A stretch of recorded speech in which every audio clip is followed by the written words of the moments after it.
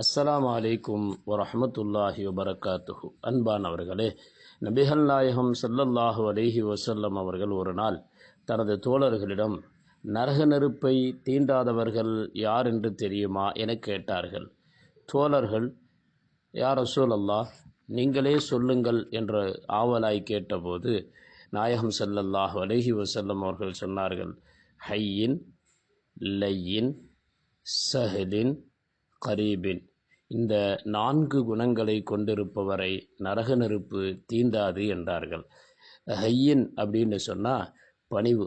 ஒருவரிடம் செல்வம் இருக்கலாம், அறிவு இருக்கலாம், திறமை இருக்கலாம், பதவி இருக்கலாம், செல்வாக்கு இருக்கலாம், இப்படின்னு எத்தனையோ திறமைகள் இருந்தாலும் எல்லாவற்றையும் வைத்து கொண்டு ஒருவர் பணிவாக இருந்தால் அவரை நரகம் தீண்டாது.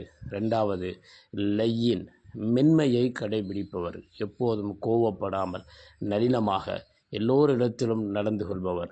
3வது சஹலின், சஹல் அப்படின்னு சொன்னால் சிரமத்தை தராதவர், அடுத்தவர்களுக்கு எந்த விதமான சிரமத்தையும் ஏற்படுத்தாமல் மற்றவர்களுடைய பிரச்சனைகளை தீர்த்து வைக்கக்கூடியவர்.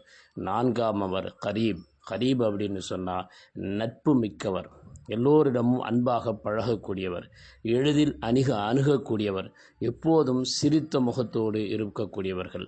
இந்த 4 குணங்களையும் பற்றி பிடித்து கொண்டவரை நரக நெருப்பு தீண்டாது என்று சொன்னார்கள் நபிகள் நாயகம் ஸல்லல்லாஹு அலைஹி வஸல்லம்.